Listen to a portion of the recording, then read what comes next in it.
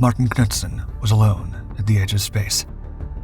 He was 70,000 feet above Soviet Russia, strapped into a U-2 spy plane, so fragile it could barely survive turbulence. Below him, the Russian steppe stretched endlessly in every direction. For years, American intelligence had feared the Soviets were building a new kind of weapon, one powerful enough to cross oceans and erase cities. Then Ingalls Airfield drifted into view. Knudsen's camera triggered.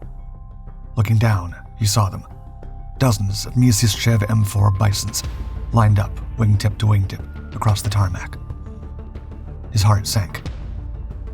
He turned his aircraft home, believing he carried proof America was losing the Cold War. When the film reached Washington, the room went quiet. Not because of what was on the tarmac, but because of what wasn't.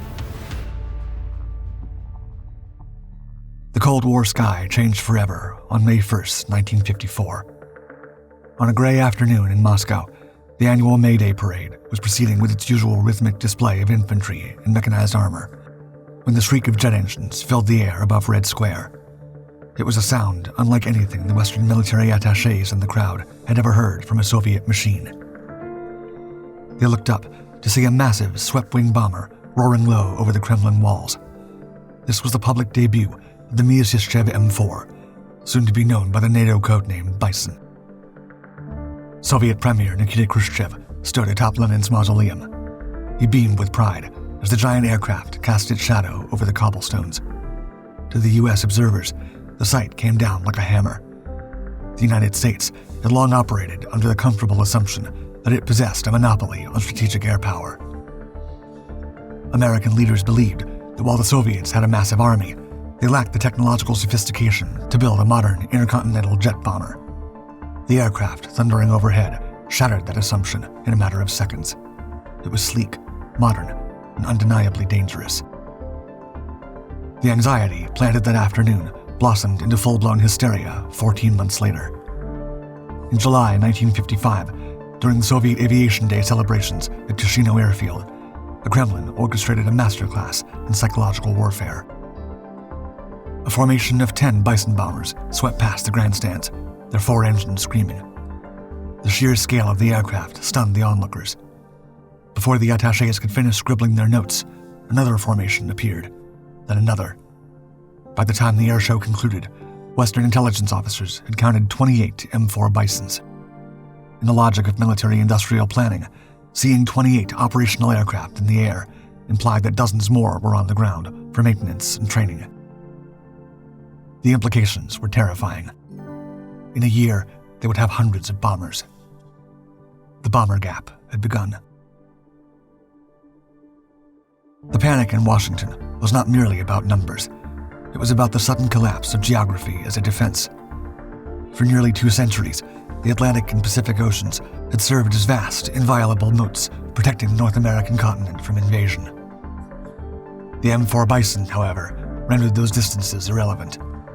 American intelligence analysts calculated it could launch from bases in the Soviet Arctic, fly a great circle route over the North Pole, and strike the industrial heart of the United States, and predicted that by 1960, the Soviet Union would possess between 500 and 800 operational Bison bombers. But while the generals clamored for more interceptors and missiles, the Federal Civil Defense Administration, or FCDA, faced a darker calculus. They could not promise to stop every bomber. Unable to guarantee a shield in the sky, the government shifted the burden of survival onto the individual citizen. The bomber gap did not just militarize the Arctic, it militarized the American suburbs. The terrifying logic of the era dictated that if the Air Force could not intercept the fleet, the American family must learn to live underground. This sparked a frantic, government-encouraged obsession with survivalism that fundamentally altered the psychological landscape of the nation. The FCDA launched the Grandma's Pantry campaign, flooding towns with pamphlets depicting calm, middle-class families waiting out the apocalypse with canned peaches and board games. They published blueprints for backyard bunkers, urging citizens to dig in against the coming firestorm. Yet every American who watched the news was comparing the Soviet Bison to the American champion, the Boeing B-52 Stratofortress. This was the pride of the U.S. Air Force, a subsonic heavy bomber designed to carry nuclear weapons to any point on the globe. But in the shadow of the Bison, Western confidence in the Shadow Fortress began to waver. The B-52 was a prime example of good old American utilitarian engineering. It was a massive, high-wing aircraft with 8 Pratt & Whitney engines mounted in pods beneath the wings. This podded design was practical. It allowed for easy maintenance and clean airflow over the wings. The B-52 was built to be a workhorse, capable of high-altitude cruising and carrying an immense payload of 70,000 pounds.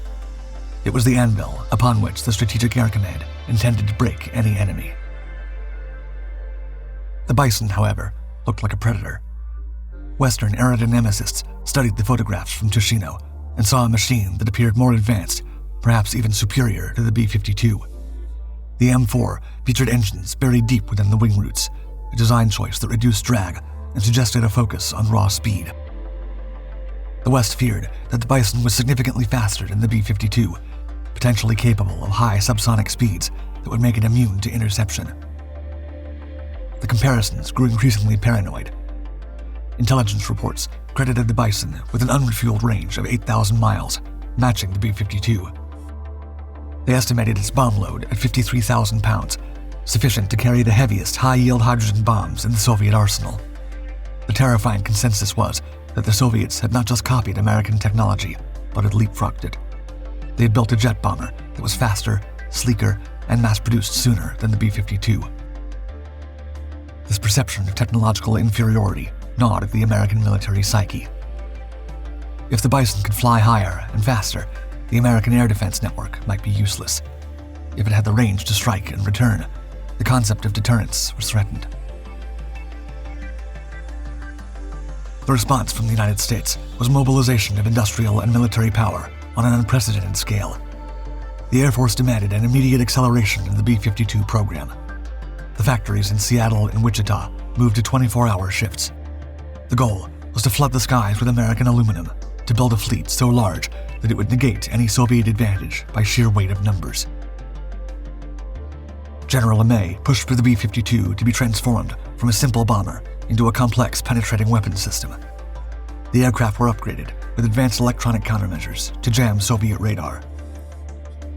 They received new fire control systems for their tail guns. They were fitted with water injection systems for their engines to provide the extra thrust needed to lift heavy nuclear payloads off the runway before a Soviet strike could hit them. Simultaneously, the US sought to regain the technological edge with exotic new designs. The panic birthed the Convair B-58 Hustler, a massive delta-wing bomber capable of Mach 2 flight. Designed to sprint across the sky faster than a rifle bullet, was a desperate attempt to create a bomber that no Bison could ever hope to match. On the drawing boards, engineers began sketching the B-70 Valkyrie, a 6-engine monster designed to ride its own shockwaves at 3 times the speed of sound. While the offensive arm sharpened the sword, the defensive shield was constructed with frantic urgency. The US and Canada collaborated to build a distant early warning line. The DEW was a chain of radar stations strung across the most inhospitable terrain on Earth in the high Arctic. Men lived in isolation at the top of the world, watching glowing green screens for the telltale blips of the Bison fleet coming over the pole. To stop the bombers, the Air Force deployed the Century series of supersonic interceptors. The F-102 Delta Dagger and the F-106 Delta Dart were built specifically for the Bison threat. They were not dogfighters. They were missile carriers, designed to climb into the stratosphere at supersonic speeds and unleash nuclear-tipped air-to-air rockets. The logic was grim. The only way to stop a formation of Bisons was to detonate a nuclear warhead in the sky among them. The United States also ringed its major cities with Nike and Bomarg surface-to-air missiles, creating a Fortress America to repel the invasion from the clouds. But while the Air Force generals prepared for war, President Eisenhower demanded proof that the enemy actually existed. Skeptical of the panic, he authorized Project Aquatone, a top-secret CIA program that would become the most important intelligence coup of the Cold War, the Lockheed U-2. It was one risky gamble. Designed by Kelly Johnson of the famous Skunk Works, the U-2 was essentially a powered glider built to fly at 70,000 feet, an altitude engineers believed to be safe from Soviet MiG-17 interceptors and existing anti-aircraft batteries. However, the risk was not just physical, it was diplomatic. And in the Cold War, diplomacy could turn to nuclear weapons pretty quickly. Eisenhower knew that a shoot-down would be an undisputed act of war. Yet, with the Air Force demanding a fleet of 800 B-52s to counter the perceived Soviet threat, a cost that threatened to bankrupt the nation, Eisenhower gave the green light. On July 9, 1956, during Mission 2023, pilot Martin Knudsen took the fragile, long-winged aircraft deep into Soviet territory. His route targeted the Soviet Union's most sensitive industrial and military hearts, including the heavy bomber testing grounds at Ramenskoye and Engels airfields. For the first time, America could literally see behind the Iron Curtain. The U-2's Hicon B camera was a technical marvel, capable of resolving objects just 2.5 feet across from 13 miles up. Knudsen would later recall, quote, "One of the flights I was on, I came across the so-called Engels airfield, and much to my surprise and joy, it was loaded with Bison bombers. I knew right then that I had found that there was a bomber gap, that this had to be the most important picture ever taken by a reconnaissance pilot. I kind of expected congressional medals when I landed." Intelligence estimates had predicted the Soviets would have 800 heavy bombers by 1960. Once analysts at the Photo Interpolation Center pieced together the data from Mission 2023, the math was undeniable. The Soviets didn't have hundreds of bombers. They had barely 30 operational Bisons in the entire country. The frightening armada of 28 Bisons seen at the 1955 Aviation Day had been a theater act. The Soviets had flown a formation of 10 planes, looped them out of sight, joined them with 8 others, and flown them past the reviewing stand again to simulate a continuous stream. Follow-up flights over other suspected bases found more empty tarmac. The Soviets were not mass-producing the M4. They were struggling to keep the few they had airworthy. By 1958, President Eisenhower could confirm that the United States, in fact, held a massive numerical and technical advantage. It was not only about numbers, though. The bomber gap had also been lying about capabilities. The U-2 photography did far more than simply provide a head count of the enemy fleet. It allowed American intelligence to evolve from simple plane number to high-altitude forensic engineering. As they peered through stereoscopes, the terrifying myth of the Bison's superiority began to collapse. The super bomber that had frightened Congress was, in reality, a deeply flawed machine, plagued by compromised engineering. The first and most obvious structural failure revealed by the cameras was the landing gear. The U-2 photos showed a heavy bicycle configuration, 2 main sets of massive wheels arranged in a tandem line under the fuselage, supported by flimsy outriggers on the wingtips to keep the plane from tipping over. For the analysts, this design choice was a telltale sign of desperation. The massive wheel wells required for this gear retracted directly into the main fuselage, stealing valuable internal volume that should have been used for fuel tanks. Furthermore, the photos showed the extensive and unusual runway preparations required for the aircraft. The bicycle design made the plane incredibly difficult to rotate for takeoff and nearly impossible to land in crosswind. It was a pilot killer, a hangar queen that spent more time undergoing maintenance than it did on alert. The analysis of the propulsion system was equally devastating. The Bison's massive Mikulin AM-3 turbojets were buried deep in the wing roots. A design choice the West had initially feared was a sign of advanced aerodynamics, similar to the British Comet. In practice, the U-2 data proved it was a liability. Wind tunnel testing, based on photographs, indicated that this configuration produced significant aerodynamic drag. Worse, intercepted telemetry confirmed the engines were primitive, inefficient, and thirsty. They consumed fuel at such a rate that the Bison's range was severely compromised. Additionally, the buried engine design was a maintenance nightmare. Unlike the American B-52, where engines were mounted in external pods that could be easily accessed or jettisoned in case of fire, a fire in the Bison's engine meant a fire inside the wing structure itself. This led to the pivotal strategic revelation. The feared 8,000-mile reach was a fantasy. The airframe simply wasn't big enough to carry the fuel required for the Mikulin engines to make a round trip to the United States. The Bison struggled to achieve a maximum one-way range of roughly 5,000 to 5,500 miles, boiling down to a combat radius of only about 2,500 miles. Crucially, early U-2 photos provided the smoking gun. The Bisons on the tarmac had clean noses. They lacked the aerial refueling probes necessary to extend this limited range. Without mid-air refueling, the aircraft was strictly limited to the fuel it took off with. This meant the Bison could technically fly from the Arctic to Washington, D.C., but it would run out of fuel the moment it arrived. It was a one-way weapon. The contrast with the American B-52 Stratofortress could not have been more dramatic.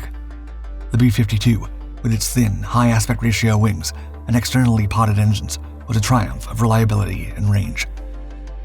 It could fly intercontinental missions with ease, operate from standard airfields, and return home. The B-52 was designed to be a workhorse. The Bison was a show pony.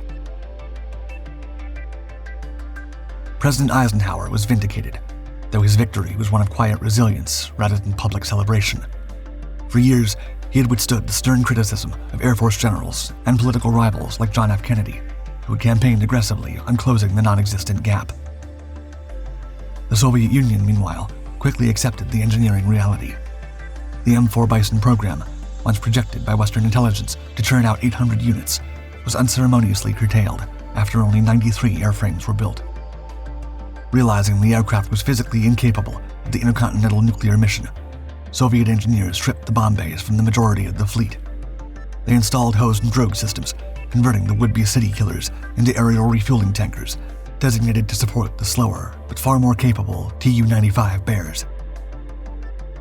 A handful were later modified into the bizarre VMT Allant heavy-lift transports to carry components for the Buran space shuttle, a final, odd logistical chapter for a failed strategic weapon. Yet the bomber gap demonstrated how fear, fueled by a vacuum of information, could drive the world superpowers to the brink of fiscal and military madness. The panic accelerated the deployment of the Boeing B-52 Stratofortress, which, unlike the Bison, became the longest-serving combat aircraft in history. More importantly, the crisis gave rise to the modern surveillance state. The desperate need to see behind the Iron Curtain created the National Reconnaissance Office, or NRO, and transitioned U.S. intelligence from spies to sky-high technology, leading directly to the Corona satellite program. It was a multi-billion-dollar arms race, triggered by a stage trick, proving that in the nuclear age, the fear of what might exist was often as dangerous as what actually did.